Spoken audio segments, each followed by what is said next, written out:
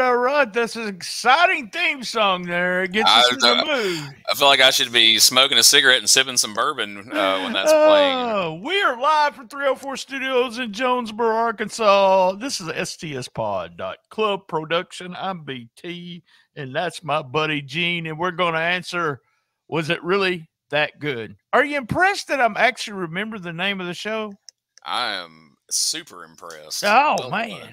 What have we done? Like 3 or 4 of these so far since we've been back? So you're back in the rhythm now. Man, I am back in the rhythm. Today we're going to be talking about, well, and that's part of it. There's so many names here. I'm not sure what to call him so everybody will know. I'm just going to rattle this off just real quick. I've got 20 names, I think. So he was he was A-Team number 2. Big Tex, Congrilla, Cowboy Frazier, Ed Younger, Farmer Boy Frazier, Giant Hillbilly Elmer, Kamala 2, my favorite.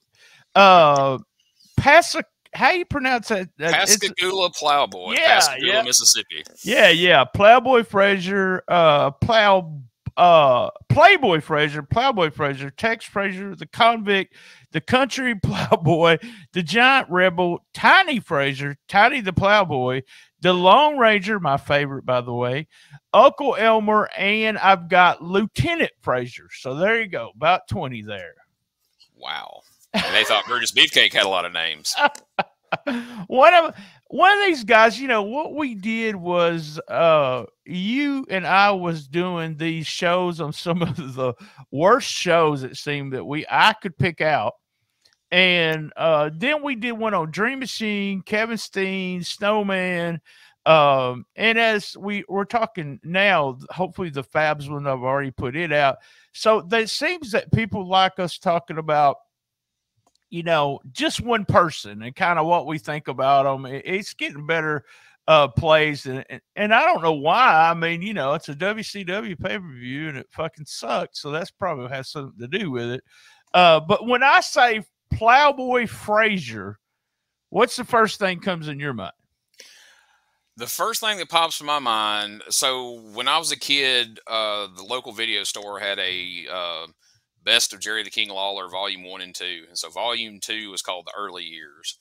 And there was a promo on there. Jerry Lawler, Sam Bass, and Plowboy Frazier are out there doing a promo with, I think it was Lance Russell. It may have been the other guy. I'm not sure.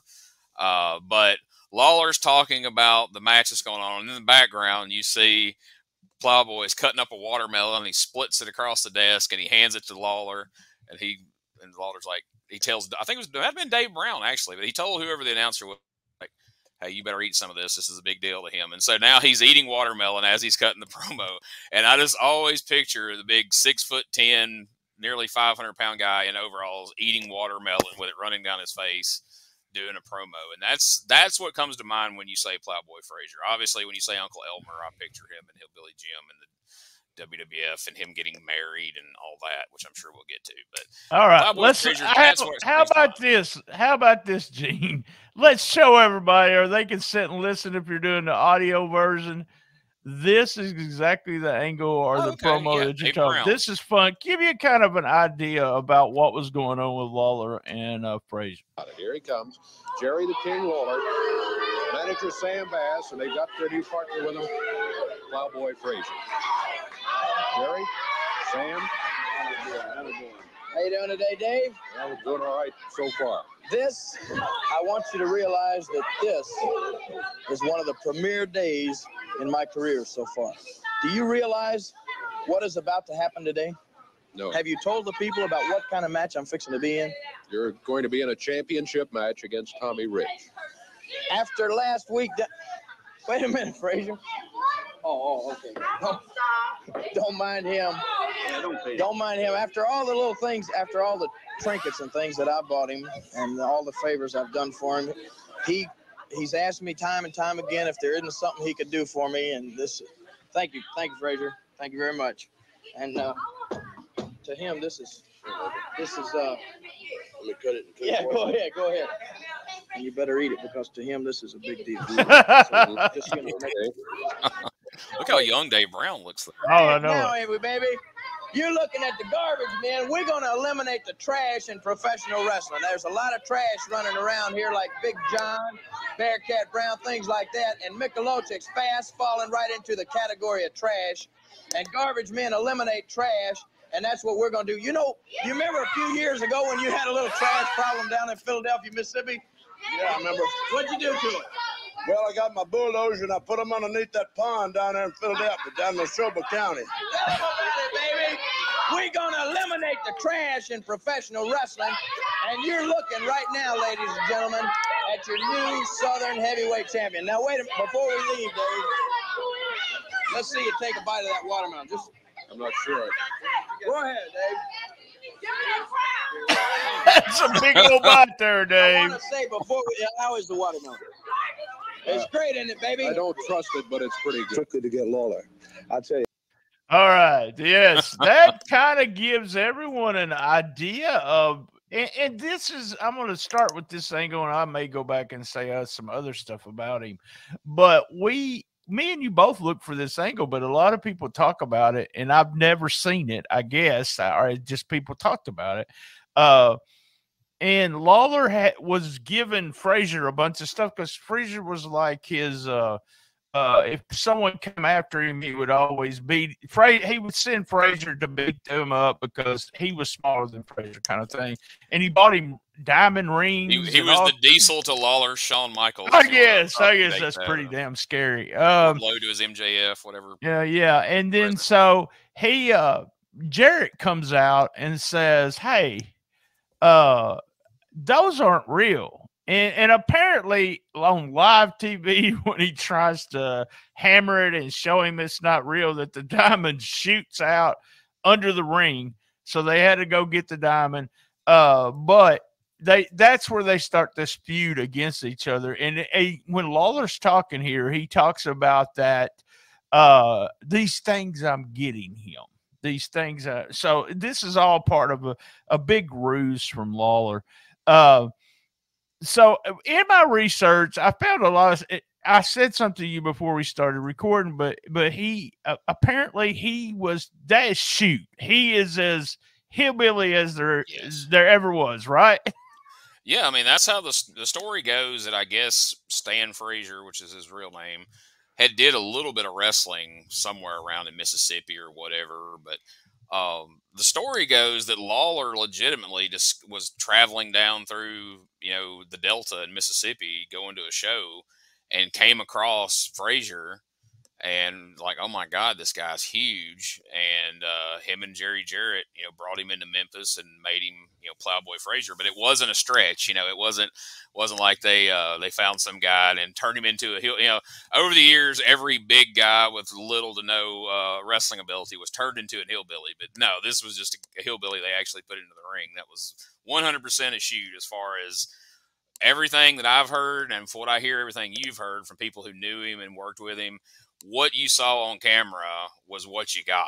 That was him, guys. I mean, like you said, neighbor. I'll tell you what, neighbor. And you have people. I have people say, "Hey, man. Hey, man." I heard that a bunch of times, but neighbor is something we would say in the South too. Frazier actually, and this is so funny, but went to California first as the convict. And he was wrestling in California, and some of the Japanese guys were coming over and work in California because they like staying in California. And they I believe it was Inoki know, hey, there's this 6 foot blah blah blah or 7 foot blah blah blah, and Inoki brought him to Japan. Now, I don't see any matches. I couldn't find any matches, but I heard the story. But he was never invited back. Now, I'm not saying it's custom his work rate, because a lot of guys go to Japan and hate it. So that's possibility there. But it probably has something to do with his work rate. And people are going to say, well, and I got a little bit of stuff from. This is one. Let me share this. Now, this is something I had never seen. I know you probably did you trade tapes? Oh, yeah. Oh yeah. Okay, so we had this tape trading thing where you've seen all the old Memphis is what you thought with the VHS, but what's happened is all these people that we were actually trading with was the only people that was doing VHS, but there was a bunch of other people that were recording shit, but they weren't sharing it with anybody. They weren't trading it with anybody. I think this is kind of a representative. Let me get it going here of actually some of the way he moved. And this is the 70s. He was much better than when he was Uncle Elmer. So let's take a look. For a tag. No such luck. Flyboy's in. What a backdrop. And Frazier takes him down. Waller hollering for Frazier to slam him. Takes him up almost with one hand. He pounds him down. Frazier whips him across the ring. Ooh. Not bad. He was a lot more mobile in the 70s. I mean, have you seen some of the stuff from Georgia? Frazier pounds out. 1, 2. All right. That's extremely loud. Jesus. What did you say? I didn't hear what you said there. He's a lot more mobile in some of that older stuff from the 70s and early 80s. I know he did the leg drop too. Apparently, he got real high. Georgia, where he was tagging with like Robert Fuller against the Freebirds, and a few matches there. Way different than what you saw of the Uncle Elmer days, and then of course the later Memphis stuff. Kamala too, and Playboy Frazier and all that different stuff. But I thought it was so funny that this guy went to Georgia Championship Wrestling. I guess it was around 84 or 85, and won the tag team belts from the Freebirds with Ted DiBiase. What the hell were they thinking? That was, I think they held it for like a week or something. It was a very quick thing, but and I think it had to have been earlier than that because he was Elmer in like 85 and 86. So I'm thinking that probably had to be 82 or 3, maybe somewhere. Maybe. He was a little more mobile then, but nothing like what you just saw there. But he was an interesting guy. I think it's funny that you made mention of the Lawler promo there, where Lawler was giving him quote unquote trinkets and costume jewelry and all this. And then he later became infamous for selling that stuff in the dressing room to other wrestlers, the Folex and all that, all those types of things. That became his deal. He would carry that stuff around and try to sell it to the wrestlers in the back. They would. I've heard Dutch tell the story. Ricky Morton was telling the story too, where he would come in and put everything down on in the dressing room and say, "Neighbor, I got some watches here," and then he would try to sell them for $100. These are real things, and then he had a suit shop or something, or boot shop or something at one time. Yeah. And everybody was scared to buy them because they was afraid that they just wasn't good quality. I know that surprises you, but I think because his and both Dutch said this and Ricky Morton actually said that he didn't have a problem working him because he could bump all over him. And Frazier would bump him real hard. He would just bump. And Dutch said his IQ it was really, really low. So that even made it worse, if you're in the ring with somebody like that. I found all kinds of like really interesting. That convict going to Japan was an interesting Did you come across why Vince never wanted him to wrestle Andre? I remember I mentioned off air that I did some. I don't even remember. I can't remember for the life of me why, but I did some studying on him years ago, and I remember seeing some stories about that, but I don't really remember the exact context of it. So refresh my memory. Yeah, Vince didn't want him to wrestle Andre because he was so shitty in the ring, and Andre was too at the time. But that was kind of Frazier's, and they're close to the same size, so you didn't really want anyone to see that Andre and Stan was the same size there. But also he was scared, because they both sucked. It would be a shitty match. Vince is a huge hillbilly gimmick fan. And as you can tell, he's done a lot of stuff. But that was one of Stan's dream matches. He really, really wanted to work Andre, never got the chance.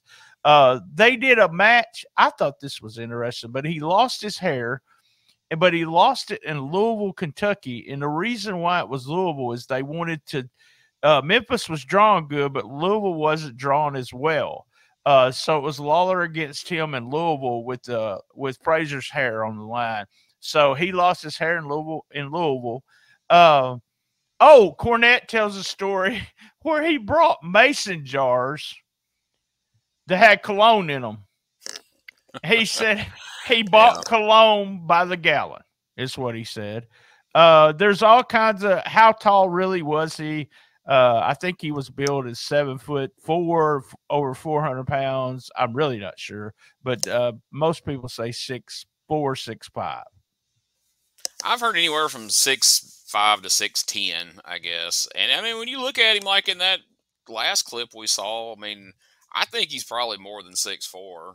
I think he's probably closer to 6'5", 6'6", maybe. I don't know, but he definitely was. You mentioned Andre, and by all accounts, Andre was not a great worker. He much like Stan was more mobile in his younger days, but in the territory days, he was an attraction, and so you could move him around about the territories, and it was something to come see. And then you saw it, and you didn't need to see it again for a while. And same, Plowboy could have kind of been the same way, because people ask, like, God, why did they do all those stupid gimmicks with him in Memphis? Well, once you've paid to see the giant hillbilly a couple of times, but he's in the territory, if you're going to keep bringing him in, you got to change the presentation. That's why he was, a playboy. And that's why he was in the Army, and that's why he was a Kamala 2 of all things. He was different than Andre, and you're right. He was different. He would come into this territory and stay. Andre was just, I remember Andre being in Memphis in a 6-man tag. He did something, I think, in ICW with the Ronnie Garvin. They did one show where Ronnie beat him by DQ or something. I think there's also a Lawler Andre match out there somewhere, and I can't remember. Oh, yeah. That's a famous story where, we won't go too far down that road, but, there was the famous story where Apter took pictures of the match with, I think Lawler might have even body slammed him or something, but he ended up winning by DQ, and they ran a story in PWI that he beat Lawler beat Andre, and it was a big issue at the NWA convention that year, and I guess Vince Sr. got pretty pissed at Lawler about it, and Jarrett and the whole thing, because he didn't do that. So, but that was Lawler's thing back in the day. They would always run those clips. Of, him and Apter were friends. We're great friends. So it had a lot to do with who. We talked to Apter a little bit, and he didn't want to reveal everything, but it really did have to do with who was friends and not friends. All right, we're going to take a quick commercial break. If you're watching us on Patreon, you can see all the clips. You don't have to actually just hear them. And if you're watching video, you don't get a commercial. So real quick commercial break. We'll be right back. Was it really that good?